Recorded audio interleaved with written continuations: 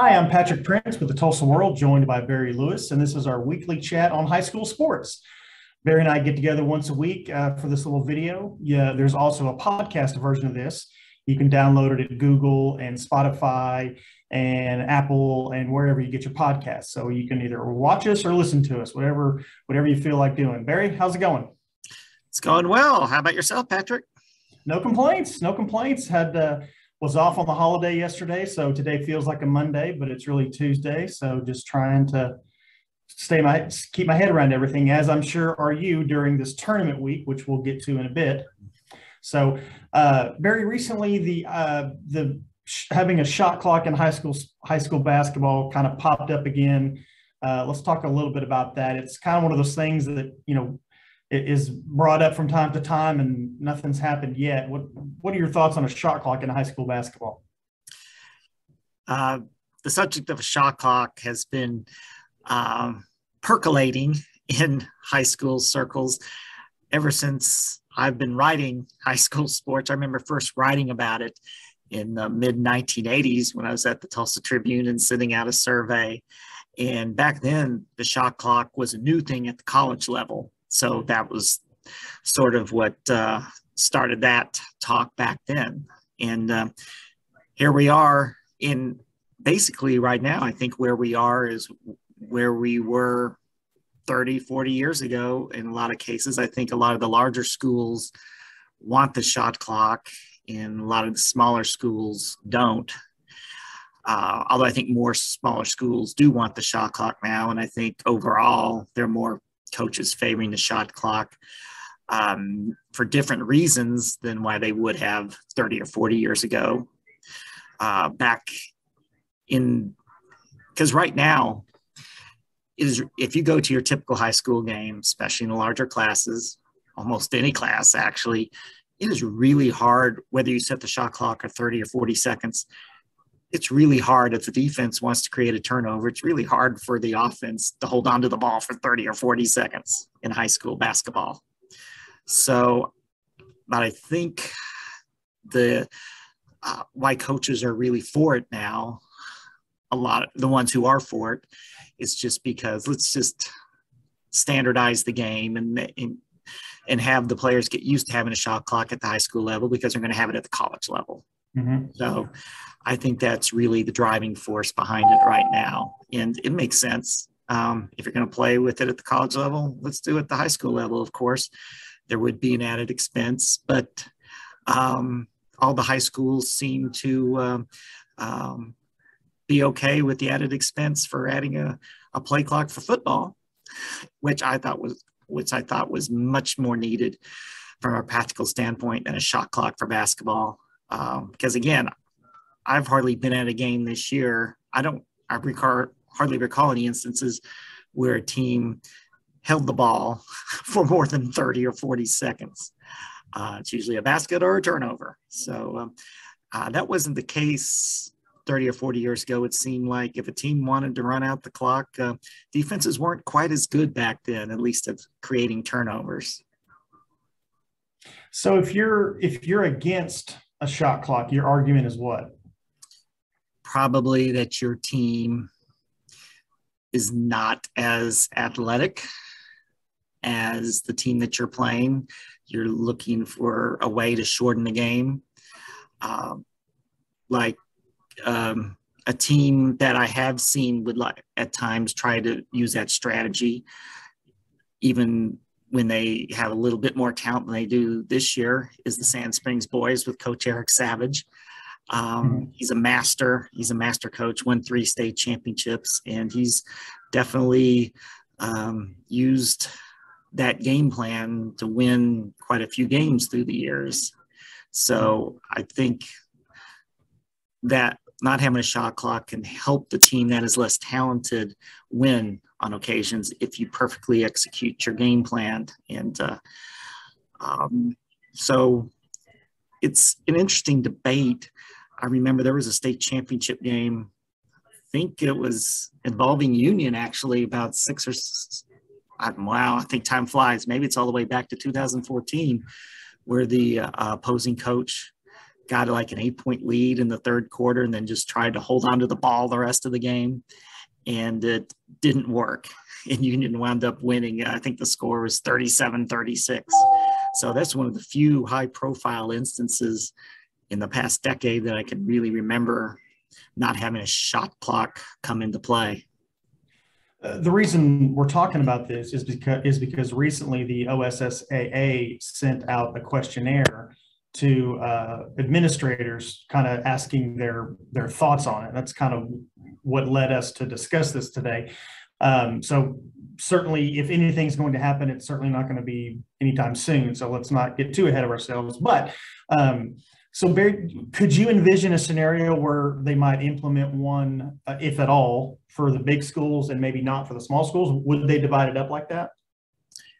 I can see that. I think anything's possible. So, and of course, then or maybe games just involving because there are sometimes, especially in tournament champions, if you had a shot clock for some and not for others, you'd get into a situation. What do you use if a 6A team is playing a 3A team? So you'd have to work that out, but that would be interesting. I think the OSSA should be flexible, and hey, why not give it a try? Because that's how, if you remember when college basketball broke in the shot clock back in the 1980s, it wasn't instituted in a blanket way all over. They started experimenting with it conference by conference initially. So I can see them trying it that way perhaps. However, have to remember with the OSSA, change is really hard. I mean, there's so many things we can talk about the OSSA and that with regards to basketball that just seem obsolete. And we can get into those in future weeks because we could go on and on about that. Which I teaser right there, Barry. And I think those are probably, for me, more pressing issues that I'd like to see addressed than the shot clock. Because I said, most cases, the shot clock, not having a shot clock doesn't come into play. Sure. Okay, so final question on this topic. If it's up to you, Barry, if you're the lone vote, you voting for or against it? I'm voting for it because I would, why not have high schools play with a similar set of rules as colleges? I think that would benefit. I mean, the rules are for the players and not the coaches. And so let's help the players in their development. So I would vote for it. Okay, so let's move on a little bit. So it's tournament week, Barry, always a busy and exciting week. What gives your thoughts on that? If I'm a fan and I want to go to one site and see some great basketball, where am I going? Well, in the Tulsa Metro, I would say 3 tournaments stand out. Port City Classic at Catoosa. They've had that for a long time. They had to cancel it last year at the last moment due to COVID. Well, actually, they didn't cancel it. They moved it. It was at the last minute. They moved it to Victory Christian. But so it's back at Catoosa. So that's definitely a very good. It's traditionally a very good tournament, and featuring pretty much all local teams.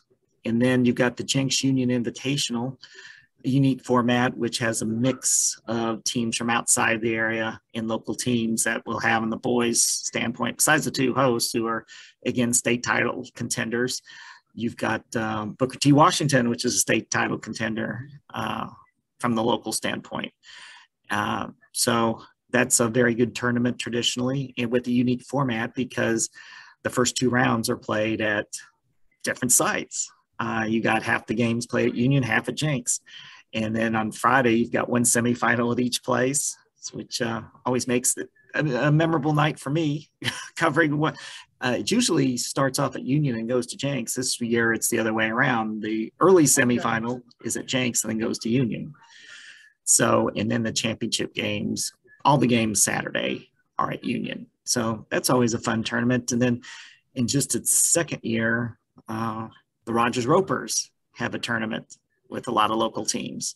So you might want to check that out as well. And there's like 6, 7, 8 other tournaments in the Tulsa metro area. So there's a lot of basketball this week, and it's a really important week as we're getting close to when the deadlines are set for determining playoff positions, playoff seedings, playoff assignments. Is Booker T still undefeated? Booker T is still undefeated, 10-0 in the last 2 weeks. 2 weeks ago, they were under the radar. Do they finish this week undefeated? If they do, they might be number one if they finish this week, because they'll have to go through Union twice and Jenks, in likelihood, are another great team. Booker T 2 weeks ago was ranked 14th in 6A. Now they're 4th. So they're starting to catch people's attention. Last week, I had a chance to see them at Owasso. It was a great game. Booker T wins by 4. They look like the real deal. Just a lot of good basketball in 6A locally, all in the Frontier Conference. I mean, that's some incredible basketball every night. Bartlesville, which is not one of the top teams in 6A, although they're a good team with a super player, David Castillo. They've now taken to overtime Owasso, Union, Jenks, and beaten Broken Arrow.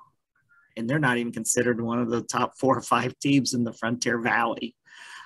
So it's just night in, night out. It is great basketball. So Booker T, if they emerge this week undefeated, in that would make them 14-0, it would be an incredible accomplishment. Do you know where you're going to be this week yet? We're filming this on Tuesday afternoon, or you going to kind of see how the week goes? Well, I'm probably going to catch a bit of the action at the Port City Classic on Thursday. It's sort of my tradition. Go to Port City Classic on Thursday, and then go to Jenks Union Invitational on Friday, and then see how everything shakes out. Because we are the Tulsa world, and nothing against the teams from the West, obviously play great basketball, but we do focus more on the Tulsa area teams. So sure. We'll just see the way it plays out. All right, we'll cut it off there for this week. Barry, thanks for the time, and enjoy tournament week. And then next week, we'll talk about everything you saw. All right, sounds good, Patrick. All right, thanks, Barry.